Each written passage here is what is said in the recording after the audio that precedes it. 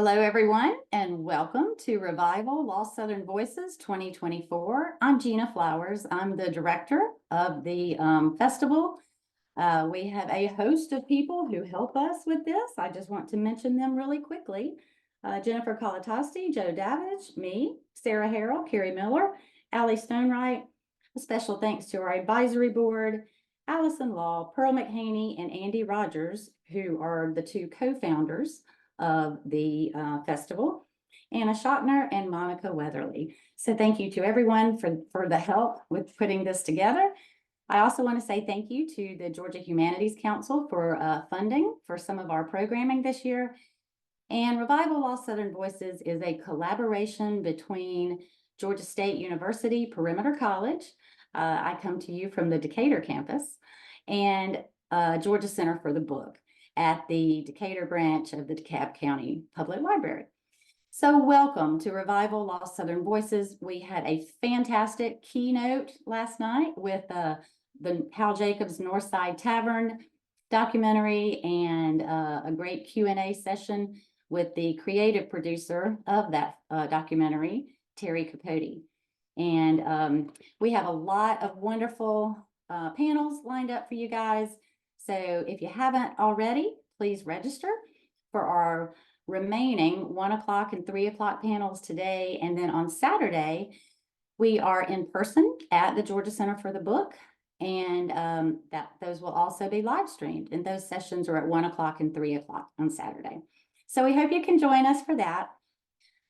Here at Revival Lost Southern Voices, we revive marginalized or historically excluded or erased writers and authors and poets and musicians and artists. And we hope that you will pick up some new names that you are interested in reading and looking at. So a couple of housekeeping tips. Allie Stonewright is going to drop into the chat the link to the program so you can see all the bios of all the voices and moderators and see our whole schedule there. She will also drop the website for Georgia Center for the Book there so that you can register for any of the remaining sessions. And at the end of the panel today, we're going to drop a survey in there. It's only 8 questions. It's very quick and easy.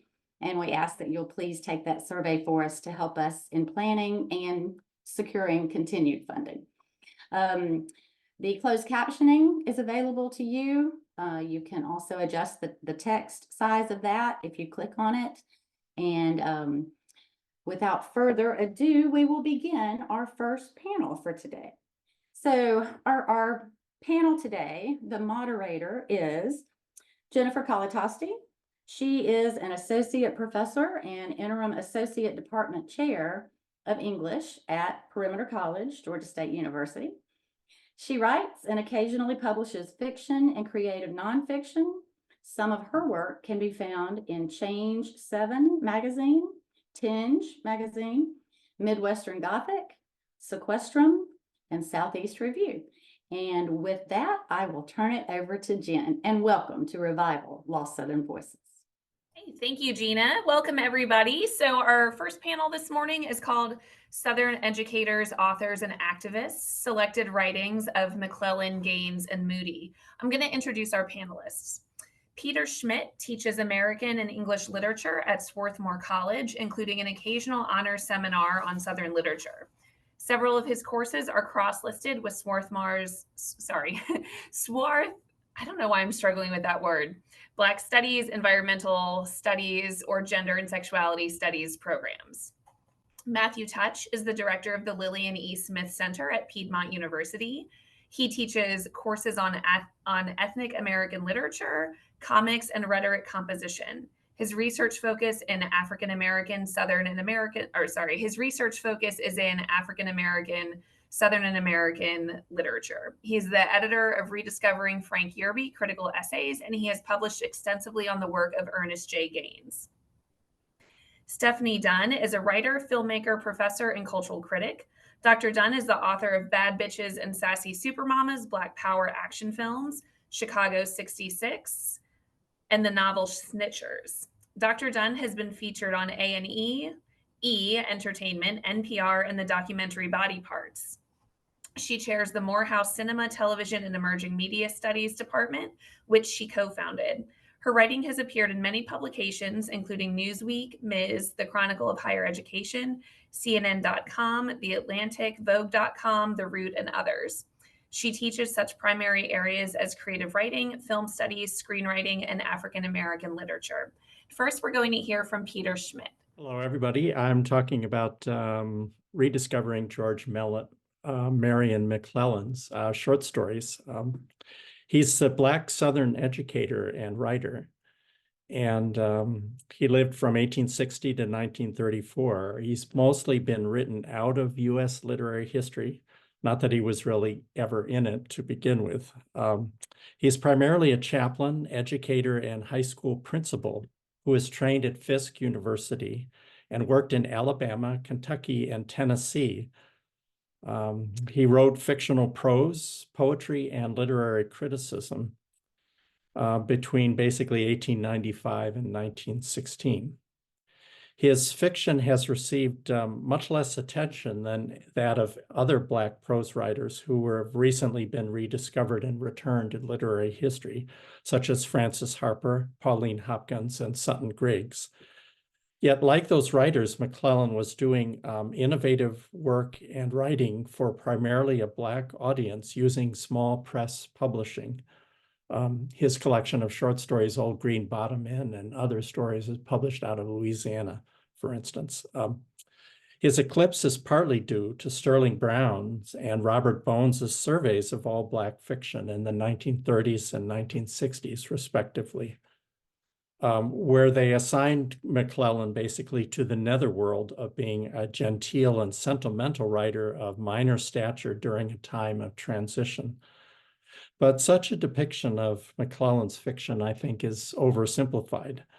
His one story collection not only provides the most complex portrait of a consensual interracial romance in New South fiction from the 1865 to 1920 period, it also renders an in-depth history of one of the most of the new post-war Southern Black schools for advanced students, plus what may be the first portrait in fiction of late 19th century Black vaudeville performers. There's only been one critic who's really published much on his work besides me, and that's Dixon Bruce. There's very little scholarship on McClellan's work, and his stories rarely appear in syllabi. So several of us are working to try to change that a bit. Let me talk first about the story called Essie, which is focusing on a Black vaudeville troupe that is touring the country in the late 19th century. There, it may be our first portrait in literature of the Black performance companies that played to enthusiastic audiences in the late 19th and early 20th century, competing with white blackface organizations. They offered songs, dances, comedy routines, history lessons about Black progress, juggling and acrobatic acts, and not incidentally sales pitches for all kinds of patent medicines and other commodities. McClellan's tale is an invaluable historical document, but it also functions as a work of literary art. In it, we can see the narrator struggling to make sense of the audacious newness of Black popular culture in that period. The narrator in this tale plays a dramatic role. The subject of the story is not just Black vaudeville, but also the limitations on how Black popular culture were represented and understood in 1906. Highly educated, McClellan's narrator finds that his elite models for what culture should be and do not always work when confronted with the new. As we see him alternating between irony, condescension, bewilderment, and wonder, we see him working towards a much more capacious understanding of why Black popular culture was so strong. His narrator discovers that Black vaudeville was in many ways quite avant-garde. Traveling performance artists such as the one featured in Essie were central to creating and celebrating a melange of different performance styles crucial to the emergence of new forms of popular culture in the 20th century. Best of all, McClellan is able to undertake his cultural analyses without reducing his subject to an abstraction. He makes this Black vaudeville show come alive again for his readers, as the audience and the performers might have experienced it. And then he uses the narrator to add a new, more reflective and ambivalent way of understanding performance art. Recently, a number of academic studies of history of African-American dance have appeared, such as Jackie Malone's and Nadine George Graves's, that give us crucial new information about the importance of the period between the Civil War and World War II. But none of these studies cites McClellan's story, although it appears to be a crucial piece of contemporary evidence in our ongoing reconstruction of the history of Black popular culture. Now, McClellan's narrator opens Essie Teutsch. The story is named after the tragic heroine who's one of the primary dancers in the story. The narrator opens by commenting on the lack of respect Black performers receive in the United States, both from Black and white cultural elites. He then contrasts such disdainful treatment with Antonin Dvorak's appreciation of American popular culture, who praised Negro songs as, quote, the only Native American music. They call them coon songs, the story begins, and then mentions that this term appears even in respectable dictionaries. The narrator, however, also hints that Dvorak, for all his respectful praise, could not really understand this new art form because he's always comparing and contrasting it to European grand opera. Now, at first, the narrator in the story is ironic and condescending about the story's heroine and what she brings to the troupe. Quote, in all the Negro advancement which the company set forth, they had not got him up to skirt dancing, so that Essie in her art was ready for the stage at once. But as the narrator watches the performance of Essie and her partner, he begins to be won over by the brio and skill of their dancing. He also notices that their performance is profoundly cosmopolitan, a celebration of Black mobility via a variety of urban and rural dance styles. Buck and wing dancing suggests free air, shady groves, this is the narrator speaking, sawdust, and all the jollity of country life and picnics, useful vigor, good health, strong animal life. But the waltz, they also dance waltzes in the show. The waltz is another thing. When Essie with her partner began to move in the sensuous maze of its rhythm, there was the impression all around that she had a part of another life than that of the village to which they all belonged. The show was popular with both Black and white audiences because it gives them a pleasing mix of several different kinds of modern identities that can be enjoyed together, country and cosmopolitan, pre-Civil War and contemporary Black, the buck and wing, which blended both African and African-American dance traditions, and white, waltzes imported from Europe where Strauss was the rage, and then given distinctly American touches. In a nation that by 1906 had become profoundly segregated, not to mention divided by class lines, there was something heady about a stage show that ignores all such cultural dividing lines or refers to them in order to cross them. And it does so by rejecting an earlier performance style that was also famous for its cultural mixture. Essie and her partner do not wear blackface, though there appear to be blackface routines in other parts of the opera company's show, such as when coon songs, quote unquote, are emphasized. Essie's stage performance is romantically urban and urbane and new, yet it allows her to reconfigure elements of her rural past identity and not reject them.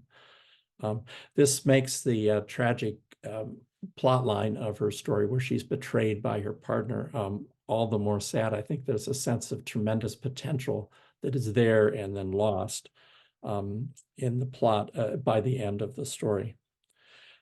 Essie Teutsch, the story, argues that Black black vaudeville's very vulgarity and vocality, its mixed style, celebrates the diversity of Black popular culture and the force of Black aspirations for progress.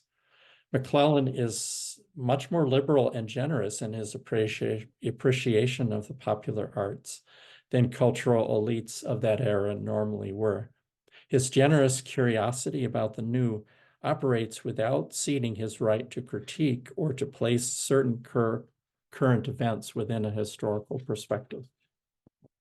Now, let me talk about a little bit about the title story, which is about the history of Old Green Bottom Inn, goes back to the slavery era. His narrative voice has plenty of cliches in it, but there are also moments like this one, which describes an old Black woman named Rhoda reacting to the lynching of her child. This is from the story Old Green Bottom Inn.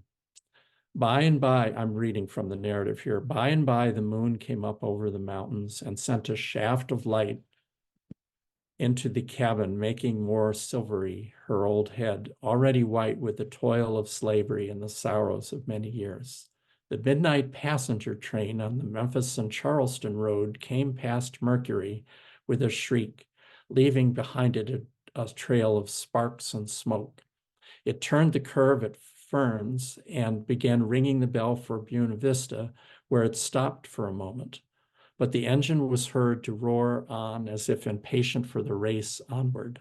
With a mighty snort, the great iron steed sped on and on to its terminus, bearing in its freight of human life, bending, leaning, and twisted in all positions asleep, which you could see through the windows of the train. Comparing the steam engine to an iron horse is hardly original, but what is remarkable here is how McClellan uses the train to add a new dimension to his portrait of inconsolable grief. The train embodies American violence and energy, the compulsions driving its dreams of progress. Yet this older woman, a survival of slavery in the Civil War, is in her own way as dominant a force as the train. She remained on the old plantation and earned wages as a cook for her former owner with one goal in mind, to educate her son for a new future. Her dream of progress has just been ended by a lynching, whose brutality is powerfully reconfigured in the above passage by the description of the locomotive. McClellan has taken a familiar icon of civilization's race forward and given it a suggestion of regression into savagery. Furthermore, juxtaposed with the old woman's sleepless night is the brief description of the train passengers carried through the landscape in different poses of sleep. They're all oblivious to this Black woman's story. This seemingly extraneous detail may be the most extraordinary feature of all. Through it, McClellan conveys at once both how unknown to the majority Rhoda's tragedy is, and how any single person's story is connected to the larger scene, the deeper history. The energy of the passing train cannot be made solely to symbolize American violence. It also represents an old Black woman's equally American dream of travel and escape. The passage suggests the way in which the trains for Blacks enduring Jim Crow began to have the same association with the flight to freedom that ships had for Frederick Douglass in his narrative. Rhoda may be oblivious to the power of this train symbolism, but many of McClellan's readers in the new generation, fed up with the dream-destroying viciousness that is chronicled so well in Old Green Bottom Inn, were not there. Old Green Bottom Inn is unequivocally McClellan's best as well as his most ambitious story. It's 80 pages in length and really should be classed as a novella. Its tale goes well beyond earlier pro-Reconstruction fiction in its representation of the history of Black schools in the South, for it focuses not on the early years of Reconstruction and reaction, but on Black achievements in advanced education against great odds at the dawn of the 20th century. The story's focus is on an industrial and normal school enrolling 400 Black students located in the fictional town of Buena Vista in the mountains of northern Alabama near the Tennessee and Alabama border. The boarding house for the teachers in this school is the former Old Green Bottom Inn, which has a history leading back to slavery times when there was an inn on the property of a working plantation. McClellan's tale accentuates the site's sharply layered history, once an integral part of the plantation system, but now used to house visiting slave traders, but now it's the local center for Black hopes for freedom. Let me jump to the end of my talk here and some reflections on McClellan. He offers an introduction which stresses the importance of tragedy, refers to Aristotle and narrative, and says that that is an important emerging mode in Black fiction now being written in the present. He also briefly surveys the prospect for future American literature from Black writers. This is in 1906, and this is what he has to say. I'll read one sentence from this preface that he writes. By and by, that one from among us who is coming, who has not yet arrived, but whose heralds are already heard in the distance, proclaiming his sure coming, will tell our stories. And the context makes it clear that R refers to Black Southerners, the South's darker subjects, though McClellan's references to Aristotle and Aristotelian tragedy also make it clear he's proclaiming as well a universal relevance for such stories. Given McClellan's beliefs, the complex achievement of Old Green Bottom Inn and other stories, our contemporary ignorance of his fiction is profoundly distressing. We need hardly overstate this author's accomplishments. One short story collection, after all, is a narrow foundation for a lasting reputation. But we can still assert that any list of important U.S. fiction from the late 19th and early 20th century should include George Marion McClellan's. The problem of the 20th century is not just the problem of the color line, but also that on this topic, we still read too narrow a canon of authors. Thanks very much. And in the chat is my email if you'd like. There's copies of the entire collection as a PDF and also of the Essie Teutsch story if you'd like it. Thanks for listening, and I greatly look forward to hearing from my fellow panelists. Thank you so much, Peter. Next, we will hear from Matthew Teutsch. Thank you, Jennifer. So I just want to share with this is actually an image of River Lake Plantation behind me, which, if you know Ernest Gaines, is where he lived and grew up and actually bought a house right next to River Lake Plantation. If you're looking at this picture to the left, to the right of the plantation, which the plantation is right behind my head, was actually the overseer's house. The quarters were all back here, and this is a picture taken from the cemetery at River Lake Plantation, Mount Zion Cemetery, where Gaines is buried, and where Gaines actually, the individuals he wrote about are buried. And he protected and saved that 1 acre plot of land. Most of you probably know Ernest Gaines, I would assume, and you know him specifically through his books, A Lesson Before Dying, Autobiography of Miss Jane Pittman, possibly A Gathering of All Men. He wrote, I didn't count them before, but I'm trying to count them in my head real quick, 7 or 8 books about, 6 novels, a novella. He has a large collection, well, maybe not large, but a sizable collection that we, don't read. One of the things I just found out the other day that I remembered was his 1978 novel, In My Father's House, won the Lillian E. Smith Book Award in 1979. So he's a very accomplished writer. And like I said, we know, kind of piggybacking off of what Peter said about we read narrowly, we know some specific works, and they're important and powerful works. But my argument has been ever since I really first read it, and I'm sorry you can't see it because of my background, but is that Ernest Gaines's Of Love and Dust is a very important 20th century American novel. And my argument would really be that Of Love and Dust is the most important 20th century American novel. It appeared in 1967. So if we think about that within historical context, that is the same year as Loving versus Virginia. That is also 1 year before Martin Luther King Jr.'s assassination, a couple years after Malcolm X's assassination. It is also, uprisings in Watts and various other places. It is at the height and kind of the turn in the civil rights movement, which Stephanie will talk about, I'm sure, with Ann Moody, Essie Mae Moody. And thinking about that book actually appeared, Coming of Age in Mississippi, in 1967 as well. And that is a memoir, of course, of Ann Moody's life. And I was thinking about kind of these similarities as I was getting ready to talk between Essie Mae Moody's book, Ann Moody's book, and Of Love and Dust. And there are countless similarities that I'll kind of transition when we come out of the end of this. But you may ask, why should Gaines's Of Love and Dust be considered the quintessential 20th century American novel when we have The Great Gatsby, when we have Faulkner, when we have even Faulkner Southern, have Flannery O'Connor, we have African American, the Harlem Renaissance, we have Richard Wright, Ralph Ellison, we have Jordan Neale Hurston, we have James Baldwin, right? And that's not even getting into the latter half of the 20th century.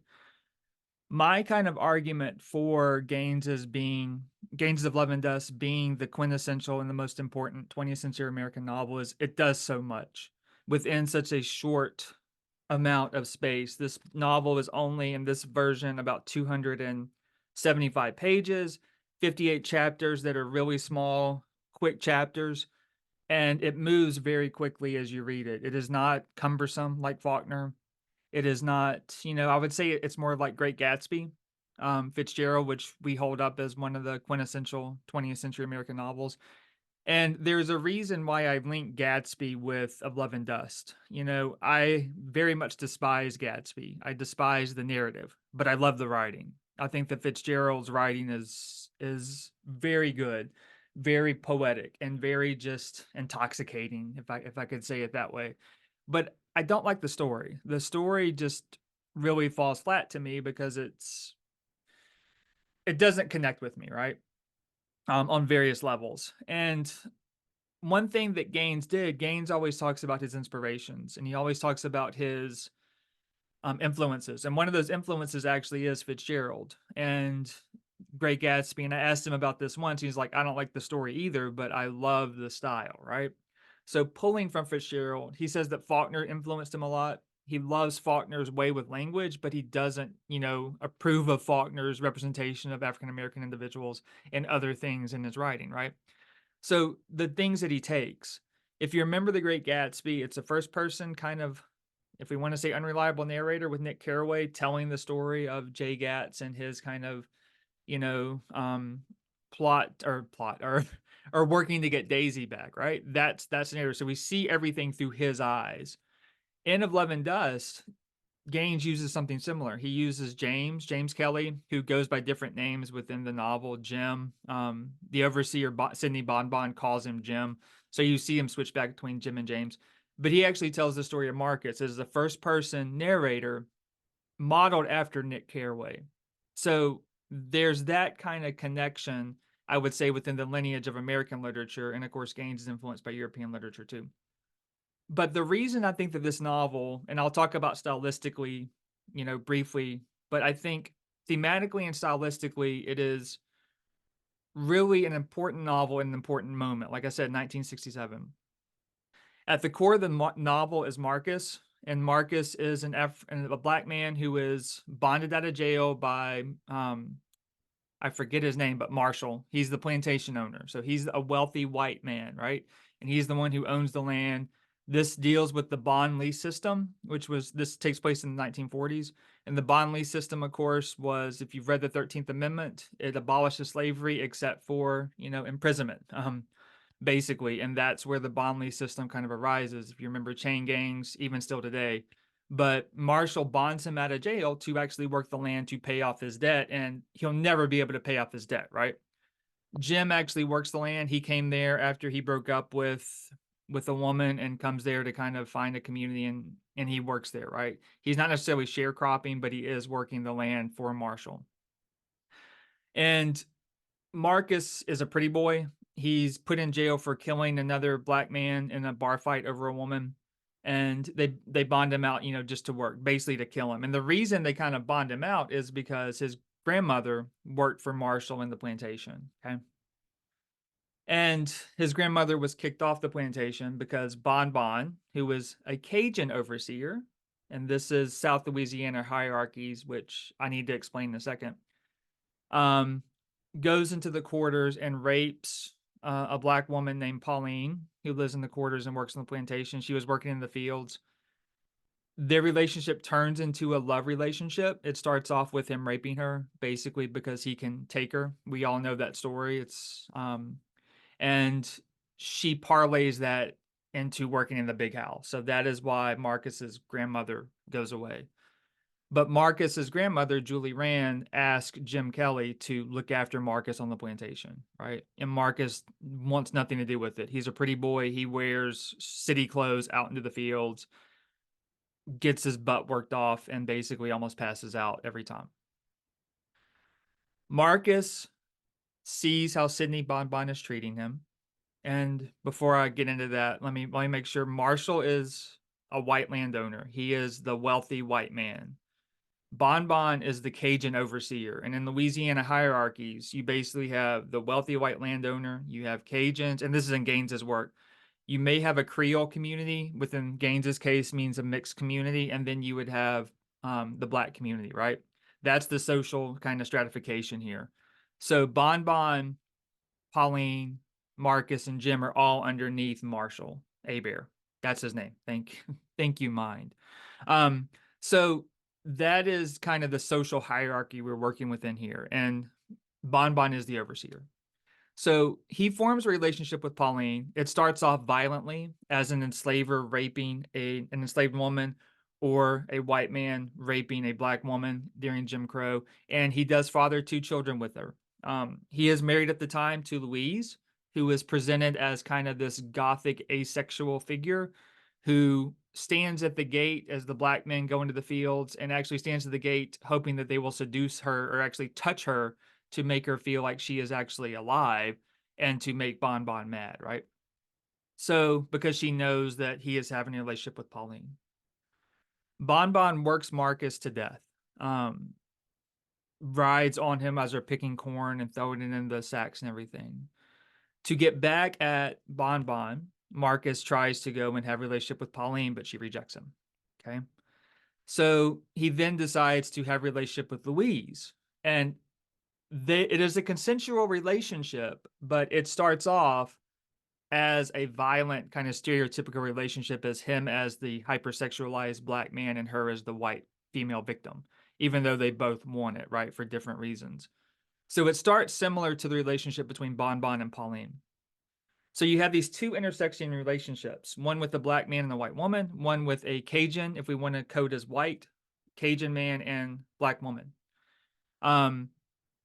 As the novel progresses, Louise and Bon Bon decide to leave, and Louise and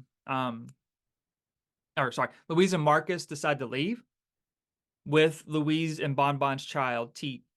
And the novel ultimately ends with Bon Bon killing Marcus, okay? At the behest, really, of Marshall Hebert, because Bon Bon has actually some dirt on Marshall Hebert, and Marshall Hebert, the puppet master, kind of controls everything and knows that Marcus and Louise are going to leave, tells Bon Bon comes home and kills him. That was not how the novel was initially going to end. I think Gaines wanted them to get away, but his editor said that wouldn't happen. So it is a tragedy. That's the story. If you think about that within the context of 1967, like I said, that's Loving versus Virginia. That is the shift in the civil rights movement. We're seeing the movement towards Black Power. We're seeing SNCC. We're going towards the Black Liberation Movement, right? Marcus really is a resistance figure here. Even though he comes across as a pretty boy, he is resistance and resisting the system that is putting him in the situation he is in. And then the novel ends with Jim actually leaving, some of the black workers staying and saying that they can't change. Everybody's afraid of what Marcus is doing to disrupt the system, right? And the system is really controlled by Marshall. So thematically, that's what's going on. And thematically, like I said, fits, I think, is quintessential American moment. If going back to what Peter said, as Du Bois says, that the problem of the 20th century, or the issue of the 20th century, is a color line, we can never disentangle race, sexuality, and gender and all of these things from the American, context, or the American moment, at least within American literature and our ideas, right? So that's why I think it sits, at least thematically, narratively, as an important text, or one of the most important texts within kind of 20th century American literature. Now, stylistically, it's very good, because Gaines' style is, every time I read it, it's amazing. This novel moves to kind of like this modernism, to kind of this comedy, to this tragedy. There are these moves and shifts throughout the novel that kind of carry all these things. And as a writer, what I think makes Gaines very important, he's coming out of the modernist tradition, of course, is his seamless use of voice. Like I said, this novel is told through Jim Kelly's point of view, and he does a similar thing in A Lesson Before Dying, through Grant Wiggins' narration. But he moves seamlessly within a first-person narration into the voices and the perspectives of individuals who tell Jim the story. So we move into these other individuals' narrations from their points of view. And one of them, I forget her name, Aunt Margaret, who is the domestic at Sidney Bonbon's house, who tries to keep Marcus away from Louise. Louise and Marcus barricade the door, and she tries again. And we hear the sounds of them having their first sexual encounter through Aunt Margaret. So that stylistically, I think, is a very kind of important thing to look at if we're thinking about this as a novel of importance too. If we look at Fitzgerald or Faulkner or other authors as stylistically important, or Ellison, right? If I'm thinking, I know I don't have a lot of time, and I can go on and on and on about this novel for forever, but I kind of want to end and kind of transition into Stephanie's talk with Anne Moody, because I'm actually teaching Anne Moody right now, or Essie Mae Moody. And there are a few things that I think about, and one is there's a scene in Coming of Age in Mississippi with Wayne, who is Miss Burke, and Anne works for Miss Burke, and Miss Burke is a very racist white woman, and Anne is actually tutoring Wayne and some of his friends, and there is a connection between, and Wayne's white, Anne's black, there's a connection between them, but they both know that it can't happen, right? And that is kind of the same thing with Bonbon and Pauline. They know it can be in private, but if it's in public, it is, not happening. Then their kids are also involved too. Same thing with kind of Louise and Marcus. So there's that kind of connection. But the other thing that kind of I really started thinking about is I'm always drawn to the end of Anne Moody's Coming of Age in Mississippi. She goes through SNCC. She works in Mississippi with the movement, and she is mentally and physically worn down by the movement. And if I think about Marcus's resistance, he's worn down and killed. It's not the same resistance, but it is a form of resistance that he is going against the system. And at the end of Coming of Age in Mississippi, Anne is worn down after, if I remember correctly, Stephanie can correct me if I'm wrong, after the freedom vote. This is 63, 64, so it's after 63. They're going to go to DC for actually to speak with Congress, and a group of them, she's worn down, doesn't want to continue, and a group of them ask her to get on the bus and go with them, right? And she ends by talking about getting on the bus, and this is the last paragraph. I just want to read it, and this is kind of how Love and Dust ends. She says, "I didn't answer him. I knew I didn't have to. He looked as if he knew exactly what I was thinking. I wonder, basically, if things are going to change." And then there's a quote from We Shall Overcome. We shall overcome someday. And then the memoir ends with I wonder in caps. And then I really wonder, and wonder is in caps. Basically, Of Love and Dust ends the similar way, with Jim Kelly leaving the plantation and going off to wherever he's going to go to with this knowledge. He doesn't like Marcus at first, and Marcus's resistance, because he wants everything to remain the same and stay as it is, just like Aunt Margaret does. But then he grows to admire Marcus and actually see that things are changing. I need to fight back. and he doesn't take a letter of recommendation from Marshall. He doesn't take anything that Marshall will give him because he knows that Marshall killed. Essentially, even though Bon physically did it, Marshall killed Marcus, right? So this novel, to kind of reiterate as I wrap up, is at the intersections of a lot of things, thematically, within its subject, but is also stylistically a very important novel that kind of, I would even say I haven't thought about this really, but if I'm thinking about it now, this move from kind of modernism to postmodernism, possibly, that's something I have to think about more. But it's at this very important moment, I think, both historically and kind of, literarily, that we need to kind of consider it. And especially if not one of the most important novels of the 20th century, one of the most important Southern novels of the 20th century, or the most important Southern novel of the 20th century, above, say, Teaching to Kill a Mockingbird, or novels such as that, because this is a novel you could actually teach in high school. So thank you. Okay, thank you, Matthew. And next we will hear from Stephanie Dunn. Hello. Hi, all. Can everyone hear me, I hope? I'm so glad to be a part of this particular event. Of course, I think this is like my second time, maybe. So I'm really happy to be here for it. I want to start with the voice that I am, here representing, if you will. And if when I start this, if one of my colleagues can just say that, yes, we hear it in chat so that I know it's okay, that'll be great. So I am going to let you hear the voice that really counts to start. You will indulge me. Let's see here.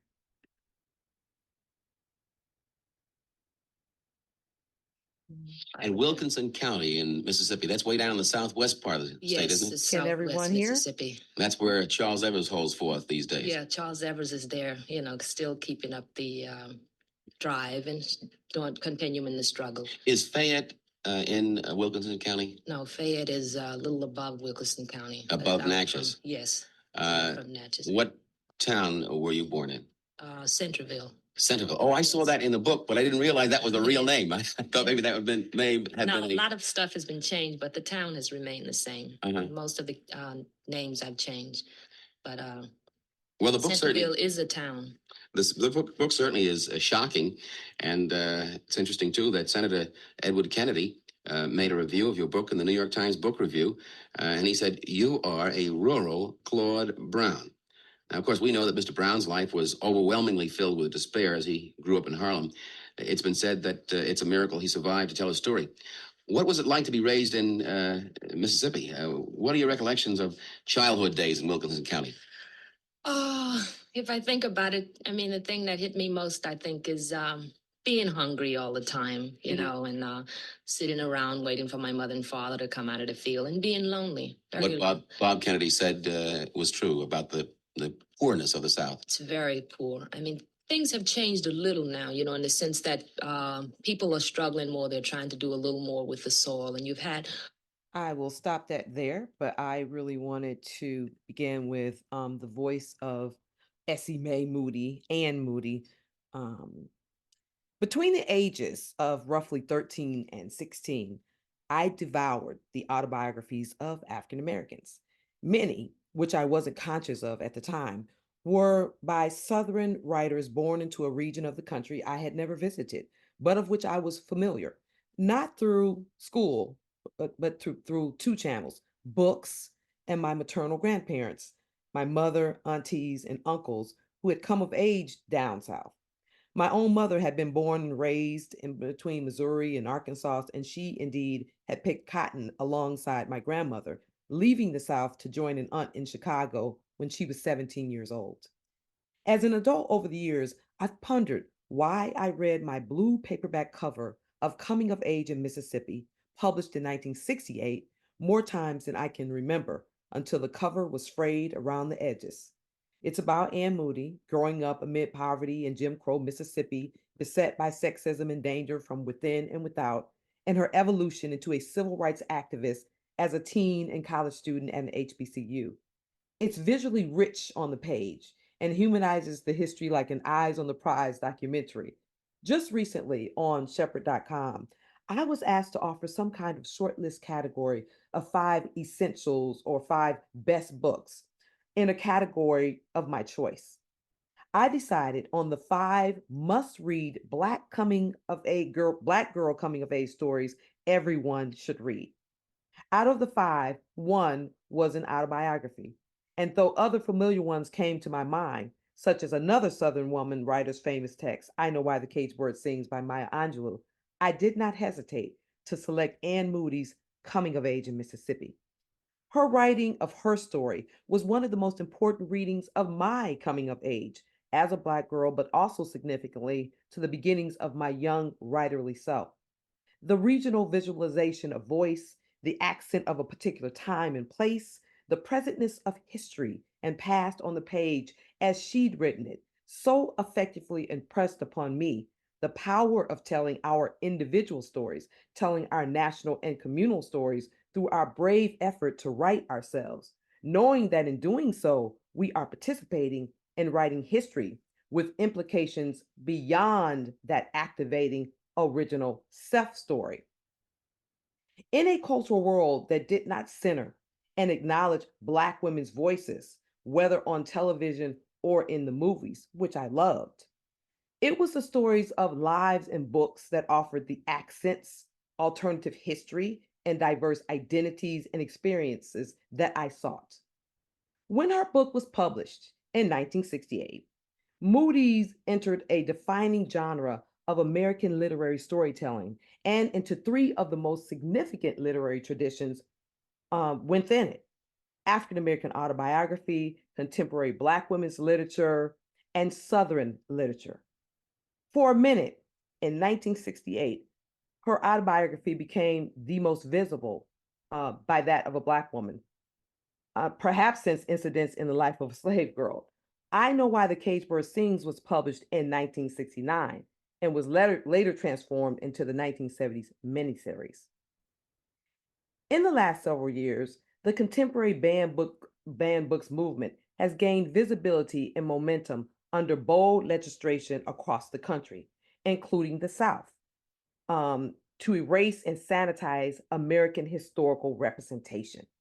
Contemporary young readers whose coming of age experience is already denied by the quick read and communicate over social media era are less likely to discover voices such as Moody's in Coming of Age in Mississippi.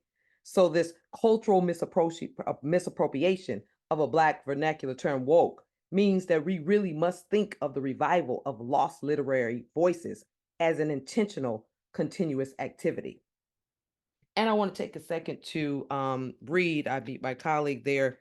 We are, one in thinking about Ann Moody, and he, read, of course, or alluded to and read a little bit of the important, ending to the book, which ends with that, line, her basically wondering about the Civil Rights Act efforts and what the ultimate outcome or wins were, or if it was triumphant at all that they had been through. And so I definitely want to go to the text and just read a little bit of it, because this is, as I said, about her voice, and I really wanted to incorporate her voice as much as possible rather than mine. So I wanted to read just a little bit of it, and I'm just had my little, what happens, I had my little mark there and then it came out, but that's okay. I got it. Here we go. All right, so this is when Ann Moody is discovering that her stepfather is essentially having an issue with her grown-up womanly self, and that indeed she is feeling threatened that perhaps he may prey on her. So I want to read a little bit of this. Right after Hicks had cooled off on me, I began having problems with Raymond. I would come in from work in the evening and he would be hanging around the house. Sometimes he would be sitting in the yard under the pecan tree. And when I walked out there, he would stare at me long and hard. One evening, I was sitting in my room in front of the mirror, combing my hair. I was wearing a real low-cut blouse. He had walked out of the kitchen past my bedroom window, and suddenly I saw him in the mirror, standing outside, staring at me. I pretended I didn't see him. He stood out there for a long time, giving me wanting eyes. After that, I became a little frightened of him. I stopped wearing low-cut blouses and even stopped wearing shorts or tight pants around him, but he still continued to look at me wantingly. I got the feeling he thought that I had begun screwing around when I was in New Orleans because I had matured so. Then, too, he knew Hicks liked me because he had come by the house so much. I knew that he was jealous of Hicks and didn't want Hicks or anyone else to watch me. Once, when Mama Raymond and all the children were sitting around watching TV, I came into the room and sat down. Raymond glanced at me angrily, got up grumbling to himself, and stormed out of the room. Mama looked at him as he left, and a hurt expression came across her face. I could tell she knew exactly what was going on with Raymond. She got up and followed him out of the room, and I heard them exchange angry words in the kitchen. As I sat there, I remembered the day I had mentioned to Lola that I had a stepfather, and Lola said, "Stepfathers ain't no damn good. Once my cousin remarried some no good man and put him over her teenage daughter. One day she came home and caught that fucker in bed with her child." "All stepfathers ain't like that," I had said defensively. "Like hell they ain't. He never touched you or brushed up against you or looked at you funny. Raymond ain't like that. Besides, if he did like me, he would never mess with me because he know I can't stand him." "Well, why you can't stand him then?" Lola had asked. Then I told him about Miss Pearl them and how bad they had treated Mama. I told him that I hated Raymond because he let them treat Mama like dirt. Now I knew that Lola was right. And I knew if things got any worse, I would have to leave Centerville. So this book, which really is a Black woman's perspective, that is not merely a civil rights history, although it is so important as that, because so many of the voices, the perspectives of women have been obscured in the representation of the face of the civil rights movement. But it is a story that has Black feminist implications. It is a story that is participating in the tradition of American autobiographical writing, and in particular, Black women's autobiographical writing. And it is a very, very, I think, powerful text in terms of showing the intersectionality, that word that we use now that some demonize. This is a quintessential autobiography that brings those together.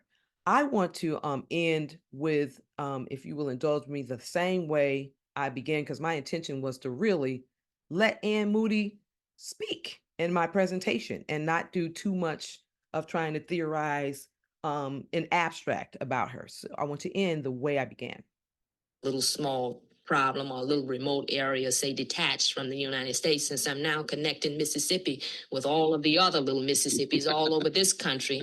And I would say all of the other, all over the world, Biafra, I would say Vietnam, and all where people are hungry and being exploited.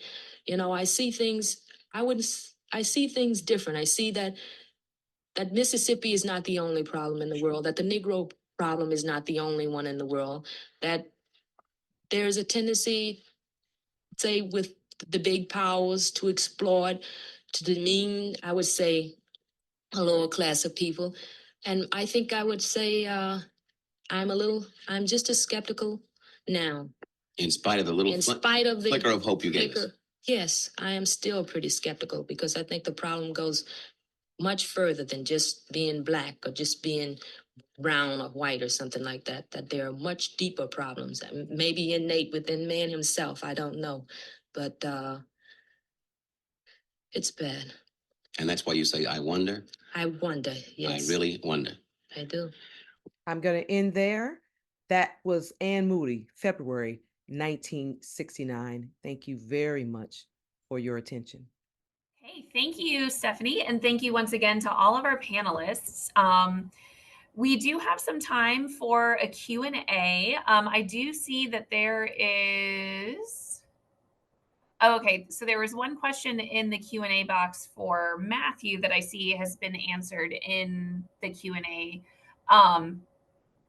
But the question was, in case anybody didn't see that chat or that exchange in the Q&A, an attendee posted the question for Matthew, can he talk a little more about the reception of Gaines' novel and how Wyatt has been overlooked? Matthew, would you mind giving I know you answered it in the Q&A box, but would you mind giving a little, just talking about that a little bit in case anybody didn't read that? I haven't looked at the reception in a while. Actually, this is a book I haven't written about scholarly, but I can't talk in a scholarly manner. I've written about it on my blog a lot. Kind of my thing. I'm thinking John Edgar Weideman praised it. I'm looking actually at the cover of Love and Dust that I have, and James Baldwin called it a really fine and truthful account of the Black-White madness. If I remember from the archives, I used to work at the Ernest Gaines Center. Baldwin wrote a letter to him. I think it was for Pittman. So after this, but kind of my thinking is there's two things. Number one, I don't know the full story, but he wanted to come out with a collection of short stories. That was Bloodline that came out in 1968. His publisher said it's not time for you to do short stories. He had a novel in 1964 called of Love and Dust a lot before he had the collection. I don't know the whole writing. I think that I have somebody I know has looked into, I think the kind of thinking it moments as you have Ann Moody's coming out. You have the Black Arts movement coming in. I think that may be part of the reason, because that's the shift occurring at this time too. I also think too of Love, Autobiography of Miss Jane Pittman comes out in 1971, and then that is turned into a CBS, movie. So I think that kind of eclipsed it, and that really kind of did a lot. So if I'm thinking about it historically, I'm thinking that's possibly the reasons, but I don't know. And then of course, Gathering in 81, 82. In My Father's House was 78, didn't do well. And then Lust Before Dying is really what Pittman exploded him, and Lust Before Dying really exploded him at two different kind of moments. So I think that's kind of why. Okay. Thanks. Hopefully you could hear that. It says I was cutting out. I'm sorry. Yeah, for a little bit in the middle, but then it came back. Okay, and I should have said also, if anybody has questions they'd like to pose to any of our panelists, please put them in the Q&A. So Matthew, another question came in asking, can you talk a little about Gaines's mastery of voice, gesture, small moments to tell a story? He makes it look easy, but it's actually incredibly difficult, very readable, not flashy, but makes characters and plot complex and powerful. I don't know if I could totally answer that. I'm always struck by his style and his mastery of it. And I'm not a creative writer. I don't know if Stephanie can maybe answer that too, because I don't know if she's read, I don't know how much of Gaines she's read, but there's A Lust Before Dying is very similar kind of stylistically to me. And I know that Peter mentioned A Gathering of All Men, which is multiple points of view, but A Lesson Before Dying, what I think is really powerful about that is the next to last chapter, which reminds me of the next to last chapter of Lillian Smith's Strange Fruit, where you have multiple people in the town, multiple points of view of what has happened. I think that's mastery, but of Love and Dust is his mastery of the way he seamlessly moves in and out of voices. So what would you say, Stephanie? Yeah, so I'm a big Gaines fan. That was a defining writer for me. And I liken him much to another writer that was really important to me that I sort of consider peer, and that was Mildred Taylor, who wrote Roll of Thunder, Hear My Cry. And I really think that Gaines's ability, it's something that he shares with her and with someone before both of them, which was Zora Neale Hurston. Mhm. It's the ability to hear, to translate the accents of people. And I don't mean literally just in terms of diction, but I'm talking about in terms of, I think, the energy of the community rhythm. All of this to me makes Gaines translate as his stories as very authentic. Even the fiction feels like there seems to be this sort of cultural, historical, regional like realness that I think defines his work. And I devoured Gaines as a teenager as well. So Just a side note from what she said, and I got more questions. Gaines never really said he had Black influences, which I think that is kind of a Ralph Ellison type thing that he's doing personally. The more I know, the more, I knew him and everything. But he mentions that if he read Hurston, if he read Their Eyes, or if he read Gene Toomer's Cane before he really started writing, which I kind of think he may have, that they influenced him. And I just refinished Their Eyes Are Watching God, and you can see that, right, with her kind of dialect, and then his kind of use of dialect, and he takes that. And then even Alice Walker writes to him. I think Alice Walker after Of Love and Dust, or no, it's after Bloodline, The Sky Is Gray. She writes to him and says that I want to be able to write Middle Georgia dialect like you write South Louisiana dialect. So I think that there's a very important through line kind of literarily with that. And then this goes to Faulkner too, because like I said, he pulls kind of language and dialect from Faulkner as well. That's one of the things he takes from him. Yeah. Can I insert just a quick comment too on that, the obscuring of him, which is that question given to Matthew. And I would just add that I think that what happened as well is that there was a canon. Canons begin to get established, not just when we think about dominant canons like the American canon of the best novels. There's also canons within African American literature genres. So I believe that we sort of had cemented a canon of African American male autobiographies. And if you were to list the ones that became sort of defining, the Malcolm X autobiography took over later and became really a quintessential sort of a representation. But at first, predating those was Man Child, in the Promised Land, which is like 1965. And also Dick Gregory's Nigger, which was 1964 or 1965. And so I think that because he also wrote in fiction and there's multiple sort of genre writings for, Gaines, right? That there's a way in which there was a sort of marginalization of, I think, the diversity of certain writers, and autobiography became sort of owned by some quintessential number, like, right, of text. Black Boy, got Black Boy first, right? Then all the way to Malcolm X. And his got lost in the middle, is what I'm saying. Yeah, it's a regionalism moment. That's why I think that Black Arts Movement switch, I think, is kind of doing that. Even though he's right. The other thing about him, we can keep going. I'm going to cut it off with this. The other thing about him is I always asked him when he was alive how much the Black Arts Movement inspired him, because he was at San Francisco State when that was going. He was at San Francisco State when the Black Studies program was started there, right? I think that John Lowe in his biography is going to come out with some stuff that he had family members involved in the Black Power, the Black Liberation Movement. Because if you read kind of The Sky Is Gray, or you read Of Love and Dust, it's set in rural Louisiana. You read In My Father's House, there are undercurrents of Black Power and Black Liberation in there. But it's just set in the rural South. So Pearl McCaney asks, Peter, who were the audiences for the Black vaudeville shows?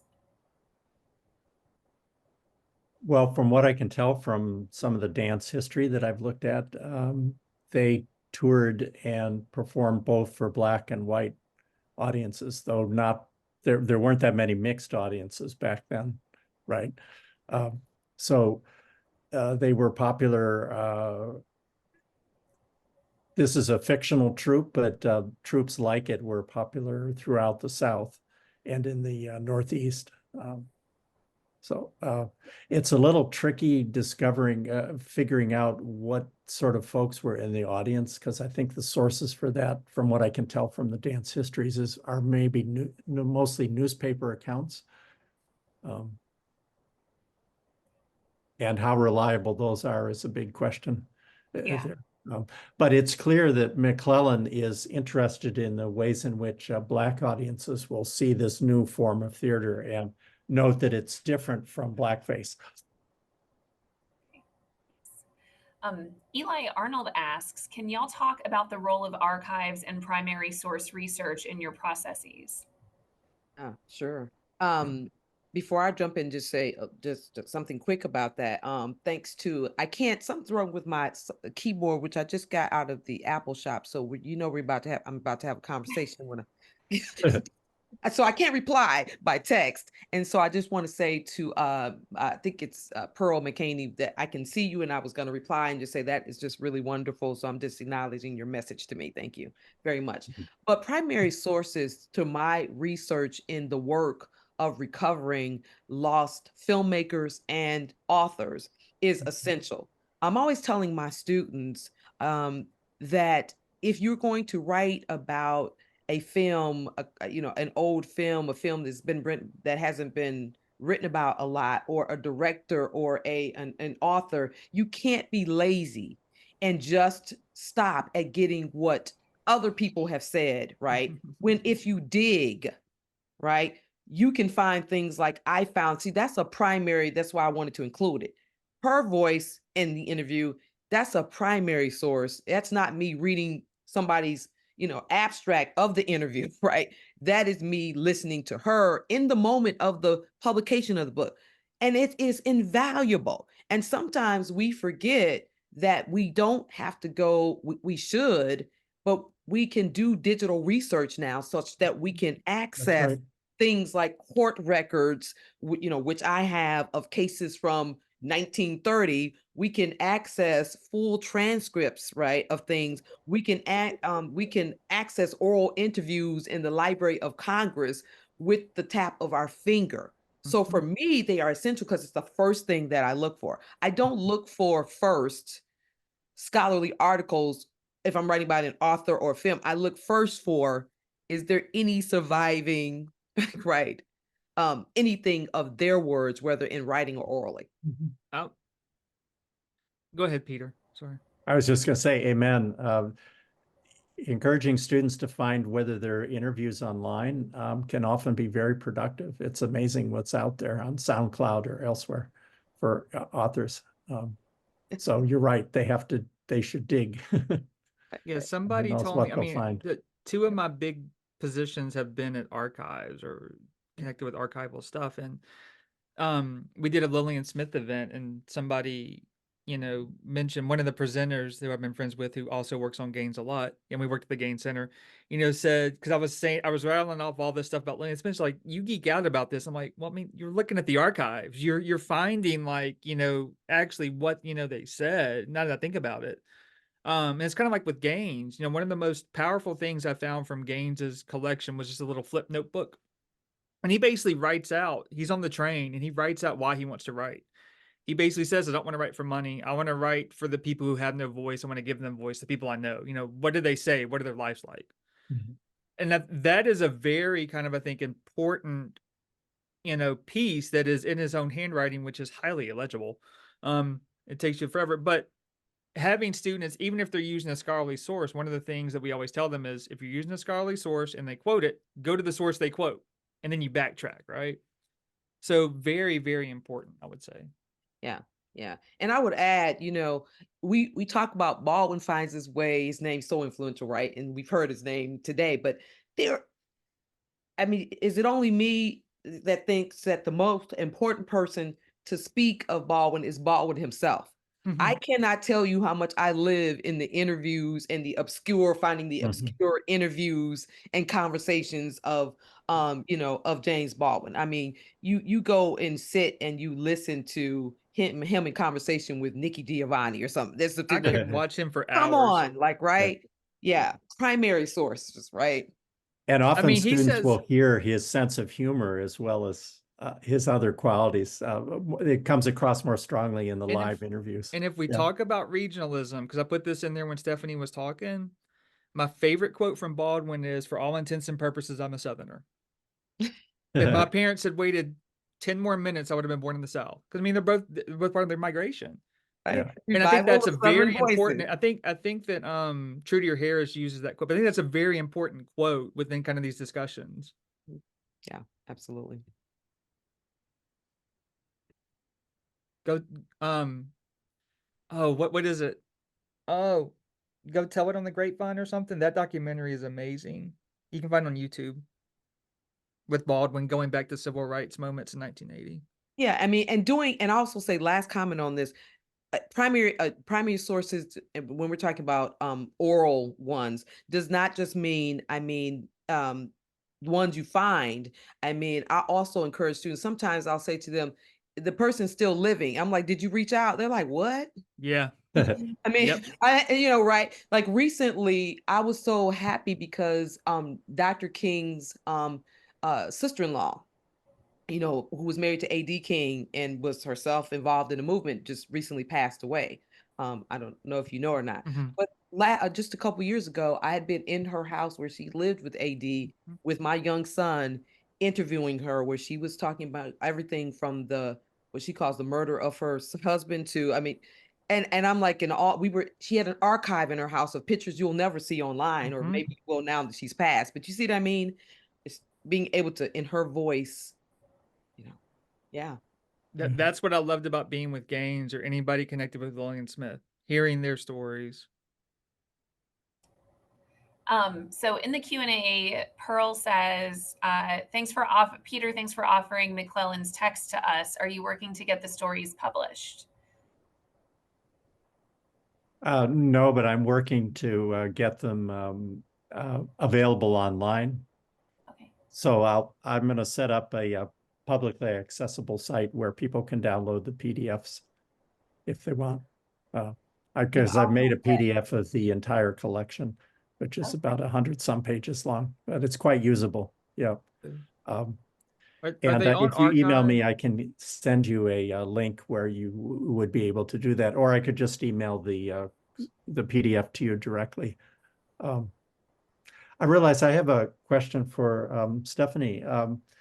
There's a lot going on now with reinterpreting the history of leaders in the civil rights movement. As you know, in the 1960s and 1970s, I'm thinking of like the new Ruskin movie and a new movie coming out on Shirley Chisholm, et cetera. And I wonder if you have thoughts about, there's, Ella Baker's biography that's powerfully influential.